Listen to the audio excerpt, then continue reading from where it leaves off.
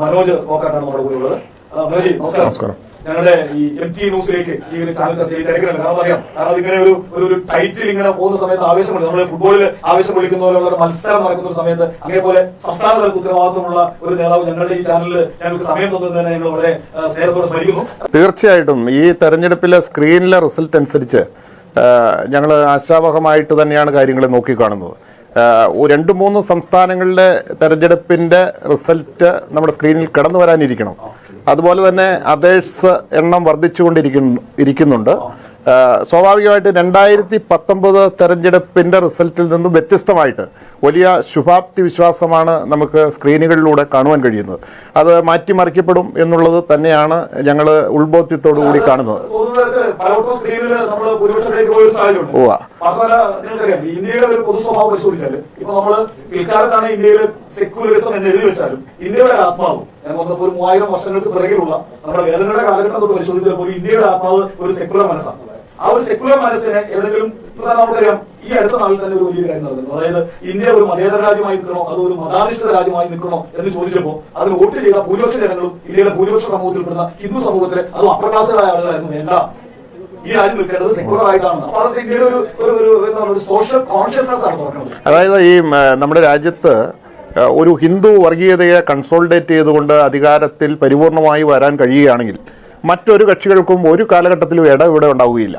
അപ്പം താങ്കൾ പറഞ്ഞതുപോലെ ഹിന്ദു സമൂഹത്തിൽ തന്നെ ബഹുഭൂരിപക്ഷം വരുന്ന ആളുകൾ സെക്കുലർ ചിന്തയോട് കൂടിയിട്ടാണ് നിൽക്കുന്നത്.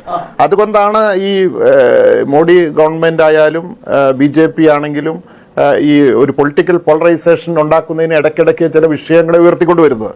സ്വാഭാവികമായിട്ടും ഒരു ഹിന്ദു ജനതയുടെ ഒരു ആഗ്രഹവും വികാരവും അല്ല ഈ ഗവൺമെന്റോ അല്ലെ BJPയുടെ ഭാഗത്തു നിന്ന് ഉണ്ടായിക്കൊണ്ടിരിക്കുന്നത്. അതിനെല്ലാം വിലയിരുത്തി വിധി എഴുതി നമ്മൾ സ്ക്രീനിൽ കണ്ടുകൊണ്ടിരിക്കുകയാണ്. മാറ്റങ്ങൾ വലുതായിട്ടുണ്ട്.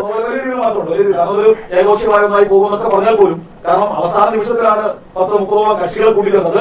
അഭിപ്രായപരമായിട്ട് പല വിയോജിപ്പുകൾ ഇവരെന്ന് പറഞ്ഞു കഴിഞ്ഞാൽ ഇപ്പോ നിങ്ങൾ ഈ NDA മുന്നണിയിൽ തന്നെയുള്ള ശിവസേന ശിവസേന ഒരുപക്ഷെ BJPക്കാർ അടുത്ത ഹിന്ദുത്വത്തിന്റെ ആളുകളായി നിന്നവർ പോലും അതെല്ലാം മാറ്റിവെച്ചിട്ട് ഇതിലേക്ക് വരാൻ സാധിച്ചു എന്ന് പറയുന്നത് ഒരു പുതിയ അല്ല. ഞങ്ങൾക്ക് കഴിഞ്ഞ ടൈമിൽ വലിയ ഡാമേജ് ഉണ്ടാക്കിയ കെജ്രിവാളിന്റെ കക്ഷി അവരെ പോലും ഞങ്ങൾ ഇന്ത്യയുടെ ആ സ്വത്വം ആ സെക്യുലറിസം നിലനിർത്തുന്നതിന് വേണ്ടി കൂടെ ചേർക്കാൻ തയ്യാറായി.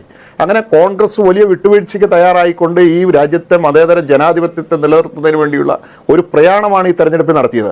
ഒപ്പം തന്നെ രാഹുൽ ഗാന്ധിയുടെ നേതൃത്വത്തിൽ തെക്കുനിന്ന് വടക്കോട്ടും കിഴക്കുനിന്നും പടിഞ്ഞാറോട്ടും നടത്തിയിട്ടുള്ള ആ ജനങ്ങളെ കണ്ടുള്ള പ്രയാണം, ഇന്ത്യയുടെ ഗ്രാമങ്ങളെ തിരിച്ചറിഞ്ഞുള്ള ആ ആളുകളെ കൺസോളിഡേറ്റ് ചെയ്യുന്നതിന് വേണ്ടിയിട്ടുള്ള വലിയൊരു വർക്ക്, അതെല്ലാം ഈ സ്ക്രീനിൽ തെളിഞ്ഞു വരുന്നുണ്ട് എന്നാണ് ഞാൻ അങ്ങോട്ട് ചേർത്ത് പറയുകയാണ്. UP കഴിഞ്ഞ തവണ ഏതാണ്ട് 65 കൂടുതൽ സീറ്റുകൾ അവർക്കുണ്ടായിരുന്നു. അപ്പോ രാഹുൽ ഗാന്ധിയും അതുപോലെ സോണിയാഗാന്ധിയും അതുപോലെ പ്രിയങ്ക ഗാന്ധിയും എല്ലാം അവിടെ ചെന്നപ്പോ ജനങ്ങൾ ധാരാളമായി അവരെ കാണാൻ വന്നു. അതിന് ഇപ്പോഴത്തെ ഇന്ത്യയുടെ നേതൃത്വത്തിൽ നിന്ന് അല്ലെങ്കിൽ ഇന്ത്യയുടെ വക്താക്കളിൽ നിന്നൊരു കാര്യം എന്ന് പറയുന്നത് ജനക്കൂട്ടം വോട്ടാകില്ല, അതുകൊണ്ട് ഞങ്ങൾക്ക് കഴിഞ്ഞ തവണ ഉണ്ടായതിനേക്കാൾ കൂടുതൽ സീറ്റുകൾ ലഭിക്കും എന്നാണ് അവർ പറയുന്നത്. പക്ഷേ ഇപ്പൊ നമ്മൾ കാര്യങ്ങൾ നോക്കി കാണുമ്പോൾ നമ്മൾ അതിനെ മനസ്സിലാക്കി എടുക്കുമ്പോൾ ഏതാണ്ട് 30-30 എന്ന രീതിയിൽ അഖിലേഷ് യാദവിന്റെ പാർട്ടിയും NDAയും അതുപോലെ 8-10 സീറ്റുകളിൽ കോൺഗ്രസ് ലീഡ് ചെയ്യുന്ന ഒരു സ്വഭാവം നമുക്ക് കാണാൻ പറ്റും. അതാണ് യഥാർത്ഥത്തിൽ അവരുടെ സീറ്റുകളുടെ ഒരു റിഫ്രഷ്മെന്റ് നമ്മൾ ചാനൽ എഴുതി കാണിക്കുന്നുണ്ട്, നന്നായി കേൾക്കുന്നുണ്ട്. അപ്പൊ അതിലേക്ക് കാരണം എന്ന് പറയുന്നത് രാഹുൽ ഗാന്ധിയുടെ ആഴത്തിലുള്ള ഇടപെടൽ, കോൺഗ്രസിന്റെ പൊതു സ്വഭാവമായ മതേതരത്വത്തെ കൂട്ടുപിടിക്കുന്ന മതേതര കക്ഷികളെ കൺസോളിഡേറ്റ് ചെയ്തതാണെന്ന് തന്നെയാണ് വിശ്വസിക്കുന്നത്. തീർച്ചയായിട്ടും. കാരണം UPയിലൊക്കെ ഇന്ദിരാഗാന്ധി ഇന്നും ഇന്ദിരാമ്മ ജീവിച്ചിരിക്കുന്നു എന്ന് ചിന്തിക്കുന്ന ആളുകൾ വരെയുണ്ട്. അപ്പോൾ അവരെല്ലാം ഒന്ന് റിഫ്രഷ് ചെയ്തുകൊണ്ട് ഈ മോഡിയുടെ ഗവൺമെന്റിന്റെ ചില താല്പര്യങ്ങൾ, അതിൻ്റെ പേരിൽ ജീവിതത്തിൻ്റെ വലിയ വൈതരണികളിലൂടെ മുന്നോട്ട് പോകേണ്ട ഒരു ഗതികേട്, ഇതിനെല്ലാം ഞങ്ങൾ ഹൈലൈറ്റ് ചെയ്തിട്ടുണ്ട്. ഒപ്പം തന്നെ ശ്രീമതി പ്രിയങ്ക UPയെ തന്നെ ബേസ് ചെയ്തുകൊണ്ട് നീണ്ട വർക്ക് നടത്തിക്കൊണ്ടിരിക്കുകയാണ്. ഒത്തിരി ഗ്രഹപാഠം ഞങ്ങൾ ചെയ്തിട്ടുണ്ട്.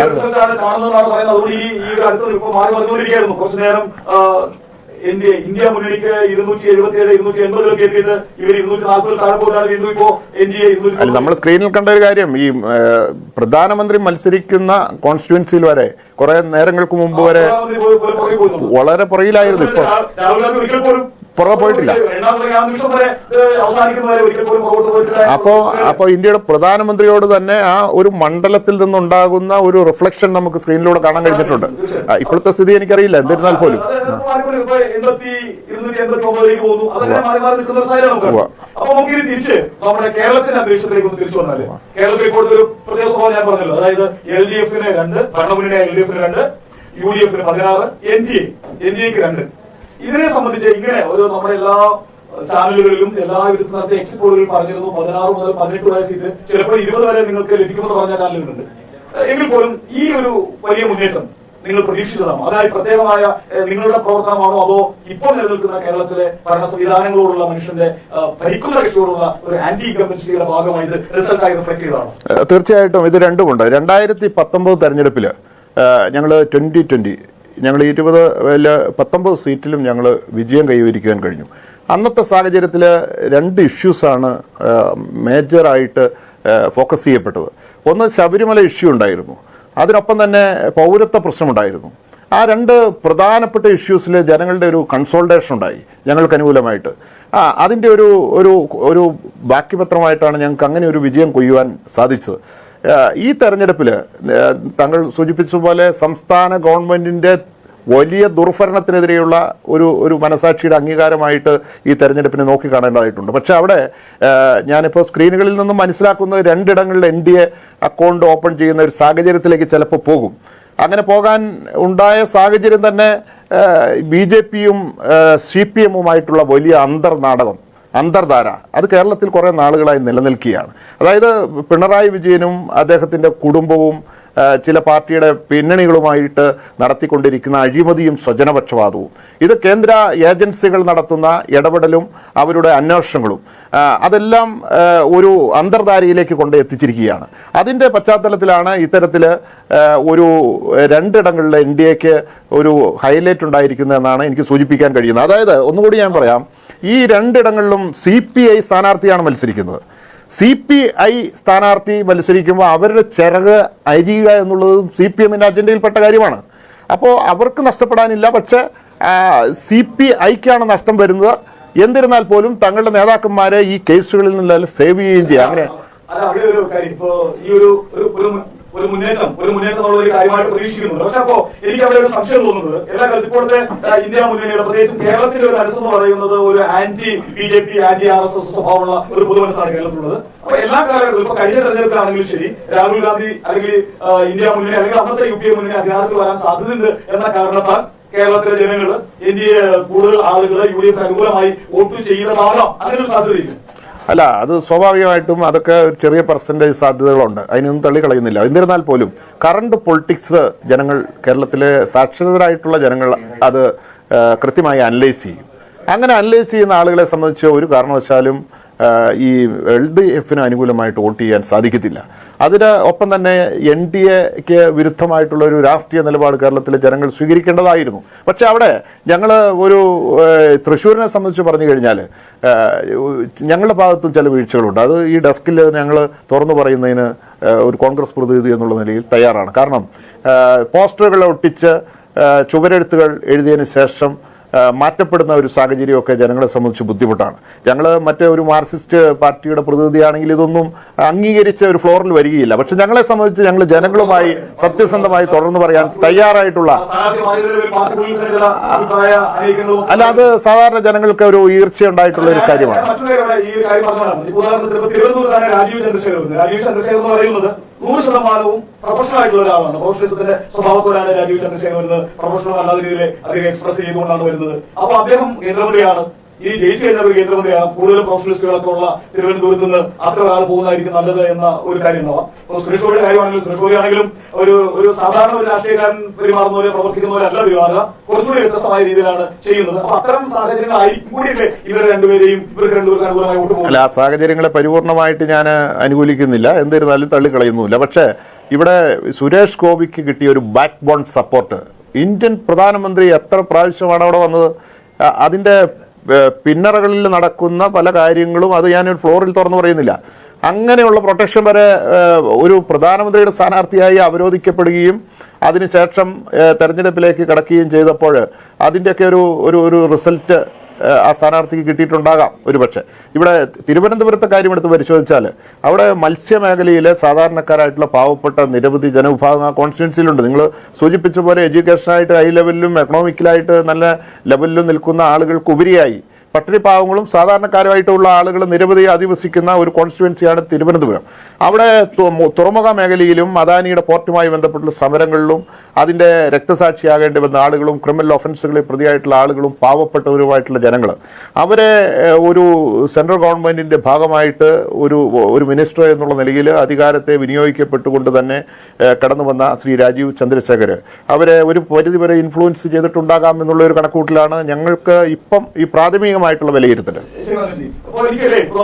ദേശീയ രാഷ്ട്രീയത്തിന്റെ സ്വഭാവത്തെക്കുറിച്ചും കേരള രാഷ്ട്രീയത്തിന്റെ പൊതുസ്വഭാവത്തെക്കുറിച്ചാണ് പരിശോധിച്ചെങ്കിൽ ഇവിടുത്തെ നമ്മുടെ പാർലമെന്റ് മന്ദിരത്തിലേക്ക് വന്നു കഴിഞ്ഞാൽ നമ്മുടെ പാർലമെന്റ് മണ്ഡലത്തിലേക്ക് വന്നു കഴിഞ്ഞാൽ ഡീൻ ഇപ്പോൾ തന്നെ നമുക്കറിയാം ഡീൻ ഏകദേശം ഒരു 1,10,000 കൂടുതൽ കൊണ്ട് ഞാൻ അവസാനം ഇരിക്കുമ്പോൾ 1,00,000 കൂടുതൽ ലീഡ് ഉണ്ടായിരുന്നു. അപ്പോൾ തീർച്ചയായിട്ടും വിജയം ഉറപ്പാണ്. പക്ഷെ അധികാരികളെല്ലാം ഒരു വല്ലാത്ത ഒരു കാര്യം പറഞ്ഞു, ഡീന് വേണ്ടത്ര രീതിയിൽ മണ്ഡലത്തിൽ ശ്രദ്ധിച്ചില്ല. പ്രത്യേകിച്ച് കോവിഡ് ഉണ്ടായിരുന്ന സമയത്ത് കോവിഡിനെ കാര്യമായി പ്രതിരോധിക്കുന്നതിന് കാര്യമായി ഒന്നും ചെയ്തില്ല. അതുപോലെ തന്നെ അദ്ദേഹത്തിനെതിരായിട്ട് പ്രത്യേകിച്ച് ന്യൂനപക്ഷത്തിന്റെ ഭാഗത്തുനിന്നായതുകൊണ്ട് അവിടെ ഉണ്ടായ നമ്മുടെ പൗരത്വ ബില്ലുമായി ബന്ധപ്പെട്ട സമയങ്ങളിൽ എതിർത്തൊന്നും പറഞ്ഞില്ല. അങ്ങനെയൊക്കെ ഡീനിനെതിരായിട്ട് ഡീനിന്റെ എതിർകക്ഷികളുടെ ഭാഗത്തുനിന്ന് പ്രത്യേകിച്ച് എൽഡിഎഫിന്റെ ഭാഗത്തുനിന്നെല്ലാം അത്ര വലിയ ആക്ഷേപങ്ങൾ ഡീനിനെതിരായിട്ട് ഉയർത്തിയിരുന്നു. എന്നാൽ അതിനെയൊക്കെ നിഷ്പ്രഭമാക്കിക്കൊണ്ടാണ്, അതൊന്നും ജനങ്ങളുടെ അടുത്ത് എത്തിയില്ല എന്നാണ് വോട്ടിന്റെ സ്വഭാവം മനസ്സിലാക്കുന്നത്. യഥാർത്ഥത്തിൽ അതിനെ അതിജീവിക്കുന്ന തരത്തിലുള്ള ഒരു പ്രവർത്തനത്തെ നടത്തുന്നതിന് ജനങ്ങളിലേക്ക് ഇറങ്ങി ചെല്ലുന്നതിന് കോൺഗ്രസ് പ്രവർത്തകർ ഗ്രാസ് റൂട്ട് ലെവൽ അങ്ങയുടെ നേതൃത്വത്തിൽ ചെയ്തിട്ടുണ്ടെന്നാണോ അങ്ങ് പറയുന്നതും അതാണ് ഇതിന് കാരണമാണ്? അതിൽ ആദ്യം പറഞ്ഞ കാര്യം ഡീൻ കുര്യാക്കോസ് MP എന്നുള്ള നിലയിൽ പെർഫോമൻസിനെ സംബന്ധിച്ച് ആളുകൾ അത്ര നല്ല രീതിയിൽ ചിന്തിച്ചില്ല എന്നുള്ള ഒരു ക്യാമ്പയിനെ പറ്റിയാണ് പറഞ്ഞത്. ഞാനത് വളരെ ഗണ്ണിച്ച് സംസാരിക്കുക. കാരണം അദ്ദേഹം ഒരു സൈലന്റ് റൂളറാണ്. മോഡി മാജിക് ഒന്നുമല്ല അദ്ദേഹം ചെയ്തുകൊണ്ടിരിക്കുന്നത്. അദ്ദേഹം ഒരു വലിയ PR വർക്കിലേക്കൊന്നും കടന്നിട്ടൊന്നുമില്ല. അദ്ദേഹം ചെയ്യുന്ന കാര്യങ്ങൾ അത് ഒരു പുറം ലോകം അറിയാൻ പോലും താല്പര്യപ്പെടുന്ന ഒരു വ്യക്തിയല്ല ഡീൻ കുര്യാക്കോസ്. ഞങ്ങളൊക്കെ പല കാര്യങ്ങളും നിർബന്ധിച്ച് പോലുമാണ് ജനപക്ഷത്തെ കാര്യങ്ങൾ എത്തിക്കുവാൻ ശ്രമിക്കുന്നത്. അപ്പോൾ അദ്ദേഹം ജോലിയുടെ കാര്യത്തിൽ 100% ആത്മാർത്ഥതയാണ്. കേരളത്തിലെ ഇടുക്കി ജില്ലയിൽ ഇടുക്കി പാർലമെന്റ് മണ്ഡലത്തിൽ അദ്ദേഹം കേന്ദ്രാവിഷ്കൃതമായിട്ട് ഒരു MP എന്നുള്ള നിലയിൽ ഇടപെടലുകളിലൂടെ കൊണ്ടുവരാൻ കഴിഞ്ഞിട്ടുള്ള വികസനങ്ങളുടെ വലിയ പട്ടികയാണ് ഈ ഫയലിൽ മുഴുവൻ ഇരിക്കുന്നത്. ഈ ഫയല് അതിന്റെ രേഖയാണത്. അപ്പൊ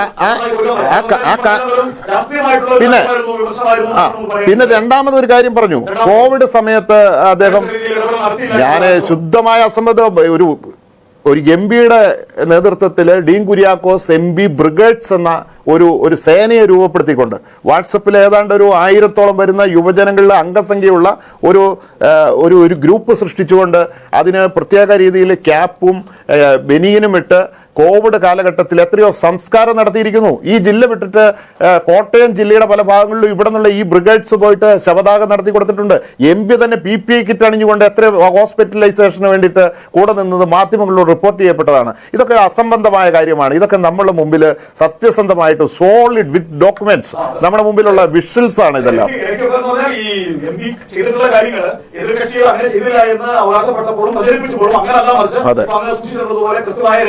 കൃത്യമായ തെളിവുകളുടെയും അടിസ്ഥാനത്തിൽ നടത്തപ്പെടുന്ന ആക്ഷേപങ്ങൾ മാത്രമായിരുന്നു യാഥാർത്ഥ്യം വോട്ടർമാരെ അറിയിക്കാൻ വേണ്ടിയിട്ട് അതാണ് ഈ ഒരു രീതിയിലും ഒട്ടും തന്നെ കുറയാതെ കൂട്ടുന്ന ഒരു സാഹചര്യം. പിന്നെ വേറൊരു കാര്യം കൂടെ ഉണ്ട്. അതായത് ഞങ്ങൾ ഇത് നേരത്തെ തന്നെ പ്രതീക്ഷിച്ച കാര്യമാണ്. ഞങ്ങളുടെ തൊടുപുഴയിൽ തന്നെയാണെങ്കിലും ഫ്ലെക്സ് ബോർഡുകളൊക്കെ ഇന്നലെ രാത്രി പ്രത്യക്ഷപ്പെട്ടുല്ലോ.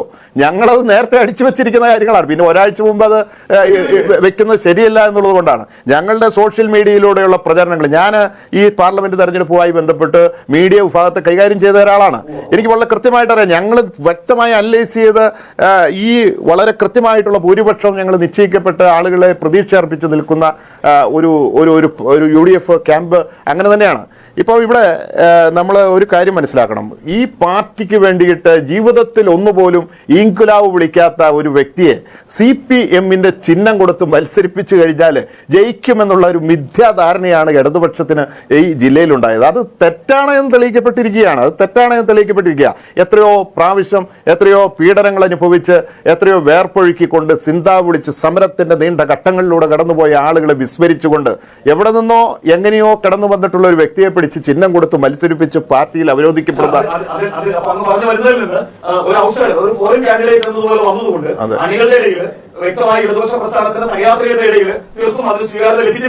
CPM വോട്ട് ഞങ്ങൾക്ക് കിട്ടിയിട്ടുണ്ട്. യാതൊരു അംശമില്ല. ഇപ്പോ പ്രധാനമായിട്ടും ഇപ്പോ മൂന്നാമത്തെ മുന്നണി എന്ന രീതിയിൽ ഒത്തിരി പിറകിലാണെങ്കിൽ പോലും കഴിഞ്ഞ തവണത്തേക്കാൾ കുറച്ചുകൂടി വോട്ട് വർദ്ധിപ്പിക്കുമെന്നാണ് NDA-യുടെ പ്രതിനിധി ഇവിടെ നമ്മുടെ സ്റ്റുഡിയോയിൽ സംസാരിച്ചപ്പോൾ പറഞ്ഞത്. ഇപ്പോൾ ഏകദേശം ഇപ്പോൾ എനിക്ക് അതിന്റെ പ്രസിഡന്റ് നിലയത്തിനാണ് അറിയില്ല. എങ്കിലും അങ്ങനെ അവരൊരു വോട്ട് വർദ്ധനവിന് ഒരു സാധ്യത ഉണ്ടെങ്കിൽ അപ്പോൾ ഇപ്പോൾ നിങ്ങളുടെ അതായത് UDF-ന് ലഭിക്കേണ്ട വോട്ടുകൾ കുറവായിട്ടുണ്ടാവില്ല, കാരണം അതുപോലെ തന്നെ ഒന്നുണ്ട്. അപ്പോൾ ആ ഒരു വോട്ട് എൽ ഡി എഫിൽ നിന്നാണ് പോന്നിട്ടുള്ളതെന്ന് പറയാൻ പറ്റും. കാരണം രണ്ട് കാരണമാണ്. ഒന്ന് പ്രധാനമായിട്ടും LDF-ന്റെ ഒരു സ്ട്രോങ് പ്ലേസ് എന്ന് പറയുന്നത്, ഒരു സ്ട്രോങ് ഗ്രൗണ്ട് എന്ന് പറയുന്നത് ഹിന്ദു വിഭാഗത്തിലെ ഈഴവ സമൂഹത്തിന്റെ. ഇപ്പൊ BDS ഈഴവ സമൂഹത്തിന്റെ പ്രസ്ഥാനമാണ്, അവരുടെ ഒരു നേതാവാണ് മത്സരിക്കുന്നത്. അതുകൊണ്ട് ഈ വോട്ടുകൾ കുറച്ച് ഇപ്പുറത്തേക്ക് ഷിഫ്റ്റ് ചെയ്തിട്ടുണ്ട് എന്ന് പറഞ്ഞു കഴിഞ്ഞാൽ അത് ശരിയാണെന്ന് പറയാൻ പറ്റും. ഈ പർച്ചേസ് ഒക്കെ ഞങ്ങളുടെ ശീലമല്ല, ഞങ്ങൾക്ക് അത് ശീലവുമില്ല. പിന്നെ മറ്റൊന്ന് പറയാം, 2009 2.66% ആണ് BJP-ക്ക് ഈ പാർലമെന്റ് മണ്ഡലത്തിൽ കിട്ടിയിട്ടുള്ളത്. 2014 4.35%. അത് 19-ലായപ്പം 8.55%-ലേക്ക് BJP മാറിയിട്ടുണ്ട്. പക്ഷേ ഇപ്പോൾ നമുക്ക് സ്ക്രീനിൽ നിന്നും വ്യക്തമല്ല എത്ര പെർസെൻറ്റേജിലേക്ക് വരും എന്നുള്ളത്. പക്ഷേ സ്ഥാനാർത്ഥിയെ സംബന്ധിച്ച് സ്ഥാനാർത്ഥി അപ്രസക്തമായിരുന്നു എന്നുള്ള കാര്യത്തിലൊന്നും യാതൊരു തർക്കവുമില്ല. ഏതായാലും ആ വോട്ടിനെ സംബന്ധിച്ചുള്ള അനലൈസിങ് അത് വീണ് കിടന്ന് തുപ്പുന്നതിന് തുല്യമാണ്. അത് അവസാന പന്തിയിൽ നടത്തുന്ന ചില വെപ്രാളങ്ങളായിട്ടാണ് കാണാൻ സാധിക്കുന്നത്. സംബന്ധിച്ചിടത്തോളം സന്തോഷിക്കാനുള്ള കാര്യങ്ങളാണ്. കാരണം നമ്മുടെ നേരിട്ട് തന്നെ ഇടപെട്ട സംസ്ഥാന തലത്തിലുള്ള ഉത്തരവാദിത്തങ്ങളിൽ നേരിട്ട് ഇടപെട്ട് ഈ കുര്യാക്കോസിന്റെ രാഷ്ട്രീയ പ്രവർത്തനങ്ങളുമായി ബന്ധപ്പെട്ട ഇലക്ഷൻ പ്രവർത്തനങ്ങളുടെ ചുക്കാൻ പിടിച്ച, അതായത് മീഡിയക്കായിട്ട് ചേർന്ന് ചുക്കാൻ പിടിച്ച, വലിയ ബന്ധങ്ങൾ വെച്ച് ചുക്കാൻ പിടിച്ച മനോജി അതിന്റെ ഉള്ളിൽ പ്രവർത്തിക്കുകയും കഴിഞ്ഞ തവണത്തിന് തുല്യമോ അതിനേക്കാൾ 2 മടങ്ങും കൂടി മെച്ചപ്പെട്ട തരത്തിലുള്ള ഒരു തിളങ്ങുന്ന വിജയം ഡീനിന് സമ്മാനിക്കുന്നതിന് വളരെ കൂടുതൽ പ്രവർത്തിച്ച ആളാണ്. അതോടൊപ്പം തന്നെ കേരളത്തിലാകെ നമ്മൾ സംസാരിച്ച് തുടങ്ങുമ്പോൾ 16-2 ആയിരുന്നെങ്കിൽ നമ്മൾ ഇത് അവസാനിപ്പിക്കുമ്പോൾ LDF-ന്റെ ലീഡ് നില 1-ലേക്ക് കുറയുകയും NDA അങ്ങനെ തന്നെ നിൽക്കുകയാണ്. ഒരു സീറ്റ് കൂടി കൂടുതൽ UDF ലീഡ് ചെയ്യുന്നു. അതുപോലെ തന്നെ സംസാരിച്ച് തുടങ്ങുന്ന സമയത്ത് 290 ആയിരുന്നു NDA-യുടെ ദേശീയ തലത്തിലുള്ള അവരുടെ ഒരു മുന്നേറ്റമെങ്കിൽ അത് 273-ലേക്കും 251-ലേക്കും മാറിക്കൊണ്ടിരിക്കുന്ന ഒരു സാഹചര്യമാണ്. ഒരു പക്ഷേ പൂർണ്ണമായും ഏതാണ്ട് പാതി, കാരണം പ്രത്യേകിച്ച് ഈ നമ്മുടെ വടക്കൻ സംസ്ഥാനങ്ങളിലെ വോട്ടെണ്ണലിന്റെ ഒരു ട്രെൻഡ് നമ്മുടെ ഇവിടെ പ്രദേശം തീരാറായിട്ട് അവിടെ കഴിഞ്ഞ് നമ്മുടെ രാജസ്ഥാനിലും മധ്യപ്രദേശിലൊക്കെ 4 മണി 5 മണി കഴിഞ്ഞ ശേഷമാണ് അതൊക്കെ തീർന്നിട്ടുള്ളത്. അപ്പൊ ആ അവസാന കാലിയിൽ എങ്ങനെയെന്ന് നമുക്ക് പറയാൻ കഴിയില്ല. എങ്കിലും ഒരു കാര്യം ഉറപ്പാണ്, കഴിഞ്ഞ തവണത്തേതുപോലെ ഏകപക്ഷീയമായ ഒരു തെരഞ്ഞെടുപ്പായിരുന്നില്ല. ഇന്ത്യൻ മനസ്സ് നിൽക്കുന്നത് എപ്പോഴും സെക്യുലറിസത്തിന്റെ കൂടെയാണ്. നാളെ അല്ലെങ്കിൽ ഒരുപക്ഷെ ഈ തെരഞ്ഞെടുപ്പിൽ തന്നെ അധികാരത്തിൽ ഇന്ത്യ മുന്നിൽ വരാനുള്ള ഏതായാലും ഇന്ത്യയിൽ ഒരു പ്രതിപക്ഷത ഉണ്ടാകുന്ന കാര്യത്തിൽ അത് തർക്കമില്ല. ഓക്കെ, വളരെ സന്തോഷം ഞങ്ങളുടെ ഈ ചർച്ചയിൽ പങ്കെടുത്തതിന്. ഇനി നമുക്ക് വിജയത്തിന് ശേഷം ആഘോഷിക്കുന്ന സമയത്ത് കാണാം. നന്ദി, നമസ്കാരം.